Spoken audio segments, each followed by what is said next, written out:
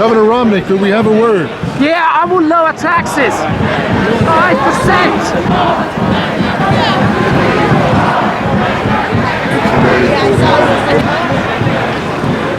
5%. Take one, PolitiChicks plus PolitiDude, Jason Ivey. Good afternoon. We're here at CPAC with Anne-Marie and Victoria Jackson. And we just had an encounter with the Communist Parade, also known as the Occupy Riffraff, mixed in with some Teamsters and other assorted union thug types. Victoria was just in the process of asking some questions of an occupier, trying to get him to make some sense, which is nearly impossible. Couldn't follow him. Yeah, tell us what happened. Well, I said, why are you here? And he said, because there was a thing in CPAC that said multiculturalism is ruining our country, so we're bigots. I didn't know how to reply to that because where do you start? And then Jason saved me, and he started talking to him about unions, which I don't understand unions yet. So you go on. Well, a lot of this is directed at Wisconsin and Scott Walker, apparently. So I started asking this guy who was, ranting against Walker.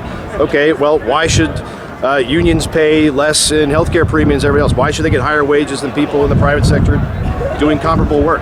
Why should Walker not balance his budget? That's what he was elected to do. His answers were starting to get a little nonsensical at that point. And before we got kicked out, I said, who's representing the taxpayers in Wisconsin? That's what people elected Scott Walker to do, to represent them. They're the ones paying for all this. Yeah. At that point, we got broken up. The cops are trying to control us and keep the occupier crowd separate from the conservatives. And why they're here protesting conservatives anyway, I think they've got it all wrong and don't even understand and who's paying what for all we those posters? Those are very expensive posters. They did have some George Soros is paying for them. They did have some nice, professionally done posters. Yeah, they're really nice. I liked Romney Gecko 2012. That was a pretty good one. You see that one? Yeah. That's right. And on the Democrat side, Stalin Mao 2012. Yeah. So, Emery, what did you think? What's did you your see take much on of this? this? I don't know. I guarantee there's SEIU, there's AFL-CIO. There's some big money down there, and they're the 99%. There's 1% is paying for that. Yeah, 99% of my friends don't look like that. I challenge their maybe math. it's just where I live. According to the polls, they're like the 18%, and it's the 82% who have a problem with what they're doing. But And Hey, Dave, let's hear what you have to say about it. Sorry, I almost hit you in the head. let me ask you, Dave, because New York City, the unions bring out the big giant inflatable rat. Oh yeah. I don't know what this is. This is like a bear strangling a union guy or something? I think it's Peter Griffin from Family Guy with fangs strangling his next door neighbor because he put a move on Lois Griffin. I think that, I don't know. Okay, that makes sense. A big brown thing. Oh, it's a baseball catcher. Oh, funny. I get it. Will you explain to me why multiculturalism is ruining our country? Because I agree with that, but I don't know how to explain it. Cultures conflict, and when you lift one culture over another and claim it's better, and they both live together in the same country, the country's unity is fractured, and people who live together as fellow citizens in a country aren't together anymore. Now they're opponents and adversaries, and they're against each other, and if they continue to uplift culture at the expense of citizenship, and I would argue American culture, which was pretty good and strong up until right after World War II, but has been fragmented by the left in this political correctness thing we're doing. If you fragment us and separate us by culture, we can't get together and agree on the basic things that we have to agree on in common, and that's a tactic by the left. It's Saul Alinsky, it's Stalin and Lenin and Mao and everybody else. Separate them into little groups who perceive each other as their enemies, and then you can control them because they can't mount a majority and beat you. So it's a leftist political tactic, and unfortunately it works because they also control education, and kids don't learn this stuff in school. Can I add to that too?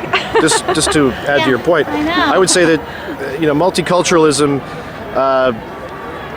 treats every culture equally, as opposed to what America used to be, which was what we called a melting pot, where you took the best of other cultures that immigrated here and you build a strong American culture out of that. Multiculturalism is relativist. It doesn't say one thing is better than something else. And what it does say is American culture is not morally superior, and that's where the leftists get offended at the idea that Americans go around the world thinking we're the best, we're the greatest country in the world. That rings false and arrogant to them, and so they try to pretend, as they do with so many things, that all cultures are morally equivalent, and it's only your preference that picks one or the other, and that's from outdated, outmoded tradition and old books like the Bible and old documents like the Constitution, and they're not true, and everybody's really equal.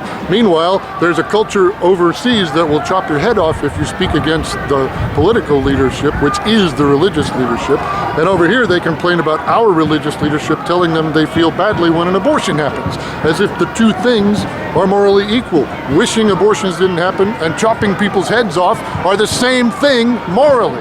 Well, they're not. There are morally superior and inferior cultures, and the left doesn't want anyone to understand that because it involves taking a stand and fighting for principle, and they hate that because it's how opposition is developed to the left. It's also the modern form of segregation, is multiculturalism.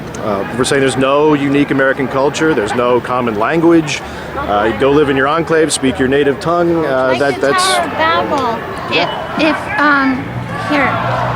It's like you can't have the Constitution and Sharia law both being the law of the land. You have to pick one. If you have both, then you're going to have this. Because Sharia law is a system of government. I mean, Sharia says the husband can chop the wife's head off. The Constitution says he can't. You can't have both at the same time.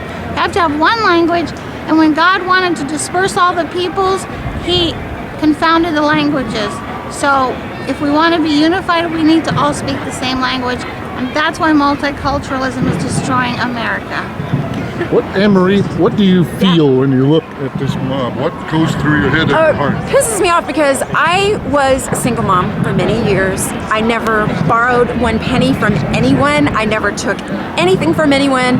My whole life, I worked very, very hard for everything I had. And when these kids are down there trying to say, you have to pay our student loans or you have to feed and clothe us, it's infuriating. It makes no sense to me. It goes against every principle I was ever raised with. It's disgusting. You know what's in you is American culture that taught you about Exactly, those things. exactly.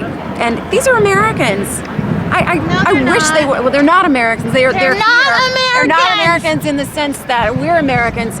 They need to move somewhere else and see the difference. And they're communists. They're disgusting, and they're lazy bums. Sorry, you guys are lazy bums.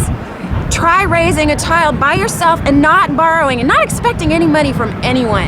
That's what you guys need to do. They'll just say you can only do that because you're white and you're privileged. Not true. I took the bus for 2 years. I didn't have a car. I had to make decisions about whether to pay for car insurance or to pay rent. I mean, you were not protesting, demanding things from other people? That's crazy. Yeah, No, but it wasn't. it's so easy for you.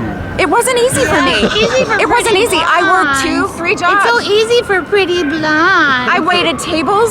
I waited tables. I worked retail. I did whatever I could. I worked as many jobs as I needed to do whatever I had to do to get whatever I needed. And my son I'll has the be same honest thing. though. I'll admit that these baby blues and this gorgeous blonde hair have gotten me ahead in life.